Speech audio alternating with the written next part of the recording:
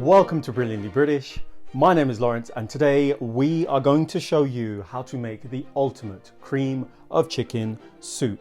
So as we show you how to make this delicious bowl of food, please sit back, relax with a cup of tea in hand, putting your feet up to, and enjoy this episode. Oh, and don't forget to subscribe. It's safe to say that the British palate has been well represented by our range of stunning, flavoursome soups, calling for subtle watercress, fruity tomatoes, not to mention the bold flavours of broccoli and Stilton, Cullen skink, and oxtail soups. This episode, being no exception, promises to also deliver on flavour, whilst additionally reviving nostalgic memories whenever we've all felt a little under the weather. This, my dear viewers, is a bowl of our Brilliantly British cream of chicken soup, lovingly made to soothe and warm the cockles while satisfying the senses. In this episode, step by step, we'll share our recipe for this iconic comfort food, enabling you to share and partake in this nostalgic experience with friends and family. So, before we get started doing anything at all, please allow me to introduce the ingredients to you.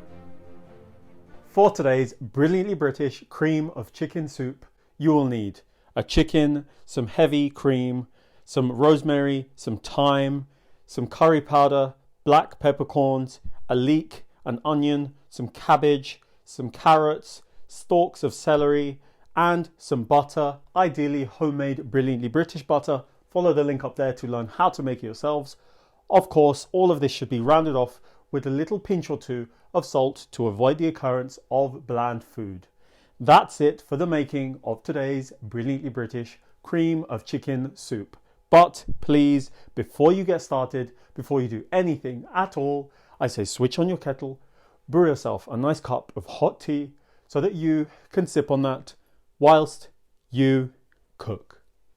To start making the ultimate cream of chicken soup, I'll first fillet my chickens, starting with the breast meat, leaving the wings still attached to the carcass using a razor-sharp knife.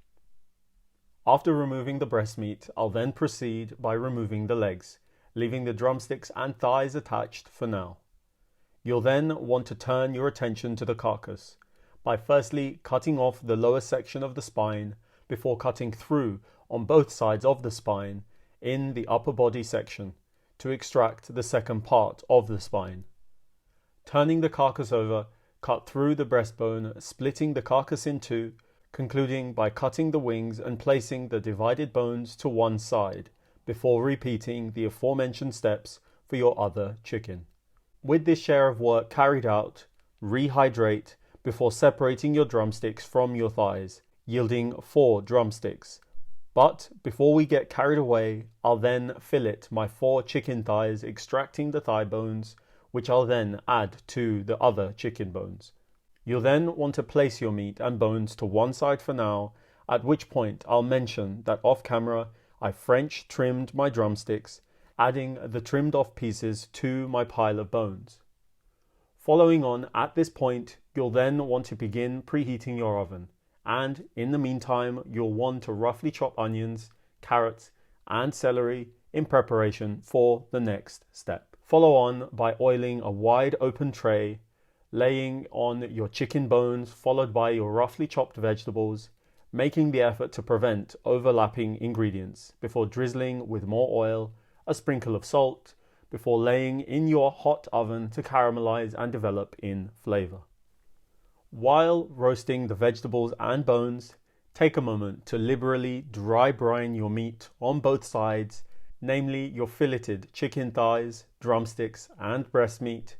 Thereafter, taking a well-deserved tea break whilst browsing through our Brilliantly British content, making sure, of course, to like and subscribe.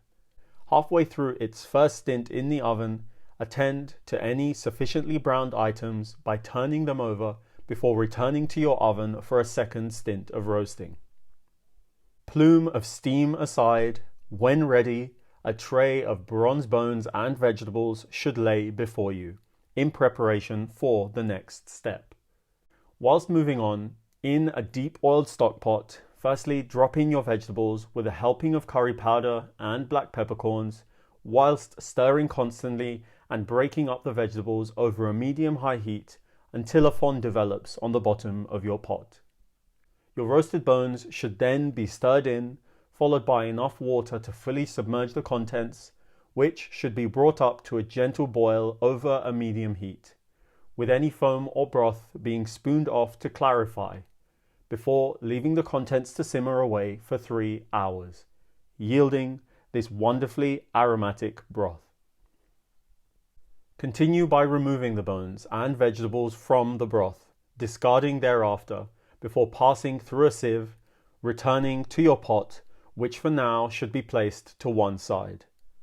With the base of the soup made, I'll begin to preheat my oven, and then proceed by first searing my drumstick over a high heat until golden on one side, before turning over to sear on the other side, after which I'll then lay in half of a filleted chicken thigh, skin side down, before tenting with foil and relocating into my oven. Meanwhile, with the end in sight, I'll strip some stalks of celery and thyme of their fragrant leaves, which I'll turn into my pan along with chopped leeks, cabbage, celery and carrots, with a sprinkling of salt, a splash of water and a slight drizzle of oil, before leaving it be over a medium-high heat under a lid, leaving you with enough time for a short tea break, whilst browsing through more of our Brilliantly British content, remembering to like and subscribe. Thank you. With barely any liquid left in the pan and with the vegetables perfectly tender, throw in a knob of butter, stir in, remove from your source of heat before segueing your attention to your roasted chicken, which should be placed to one side for now to rest. To serve, into a suitably sized pot, ladle in your chicken broth, reheat, taste, and if necessary, adequately season, finishing it with a dash of cream. To conclude, do your soup justice by taking the time to carefully plate, firstly laying in your vegetables, then pouring in your creamy chicken broth before placing your chicken. And so, with a delectable plate of food prepared and my appetite peaking, I think it's time for tasting, tasting, tasting. Are you ready? Are you steady? 3, 2, 1.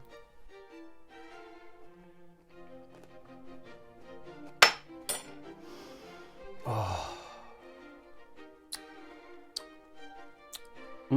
You beautiful, beautiful thing. The chicken, I'm gonna go for the drumstick now. Oh.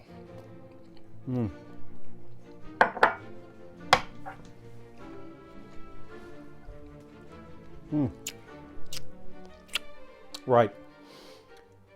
I think we've both seen how simple this is to make, but it amazes me. It really does amaze me how much flavor, concentrated flavor has been packed into this bowl. The textures you've got here from the vegetables, they're still lovely and fresh. They help to cleanse your palate after the experience of all of the intense savory chicken flavors, which I love. Honestly, this is a bowl of concentrated chickenness. That is the best way I can describe this. It is savory in the best possible way, and it's just fantastic. I know for sure anyone that I serve this to and anyone that you serve this to will love you all the more. So look, with that said and done, please, please, please take the time, get the ingredients and make this soup, please. Thank you, thank you, thank you all for allowing me to show you how to make a fantastic bowl of cream of chicken soup. Knowing that you loved this episode, please don't forget to click on the like button, the subscribe button, and the notification button so that you don't miss any of our new releases. Tell everyone you know, and I mean everyone, that you know about the Brilliantly British food on this channel, and follow us on all of the social media platforms that this channel is on, and I will see you